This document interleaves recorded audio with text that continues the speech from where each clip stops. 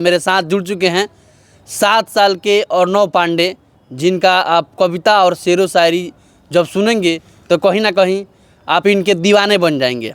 जितने दिखने में सुंदर हैं उतने सुंदर कविता भी शायरी भी सुनाते हैं। आइए इनसे मिलवाते हैं आप सभी को। अब हाल ही फिलहाल में दूरदर्शन चैनल पर गोरखपुर में इन्होंने अपनी शायरी और साहित्य के माध्यम से लोगों को फिदा कर दिया था। सबसे पहले स्वागत है अर्णव। Thank you. कैसे हैं? ठीक हूँ। कब गए थे आप गोरखपुर दूरदर्शन पे? पिछले महीने। पिछले महीने। कैसा लगा वहाँ का एक्सपीरियंस आपको? अच्छा लगा। अच्छा लगा। अच्छा, कितने देरों तक आपके वहाँ शेरो शायरी और साहित्यिक काम चला वहाँ? मतलब 3 घंटे तो पूरा मिला के 3-4 घंटे और 22 मिनट्स का इंटरव्यू था। कैमरे कितने लगे थे? कैमरे 3। हाँ। आप बता रहे थे पिछले इंटरव्यू में कि हमें ये समझ में नहीं आता कि 3 कैमरा लगा है, देखना किधर है? हाँ, देखना किधर है फिर वो लोग बताएं। हाँ। अच्छा, ये सब रचना आपके मन में आता कैसे है? आप खुद लिखते हैं कि किन्हीं का आशीर्वाद मिलता है आपको?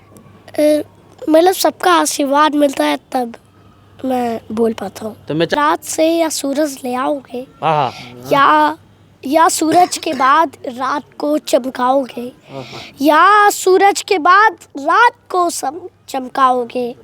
बता दो आज वरना दिल टूट जाएगा। पत्थर बन दिल रूठ जाएगा। आवाज़ों की तकदीर नाम से बुलाया।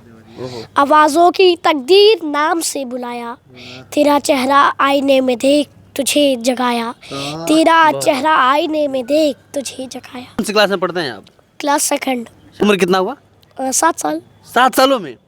तिरंगा फिर दिल में बस जाएगा। भारत का झंडा पूरी दुनिया से ऊपर चला जाएगा। ये आज ना तो कल मैं फिर तो आऊँगा। मैं आज या तो कल मैं फिर जो आऊँगा। वो तेरे पेड़ के पास बैठ के रो ना पाऊँगा। वो तेरे पेड़ के पास बैठ के रो ना पाऊँगा। नदियों को जगाऊँ या फिर आ जाऊँ या तेरी खोज में फिर दिल में बैठ जाऊँ। बता दे अंधेरा बहुत खूब आ गया है। बता दे अंधेरा बहुत खूब आ गया है। रोशनी को जगाना है। बता दे अंधेरा बहुत खूब आ गया है। रोशनी को जगाना है। तेरे आँखों को फिर मेरे दिल में बैठाना है। तेरी यादों को दुनिया से जगाना है। क्यों इतनी बातें तोड़ दिया? क्यों इतनी रातें तोड़ दिया सच बताने के लिए?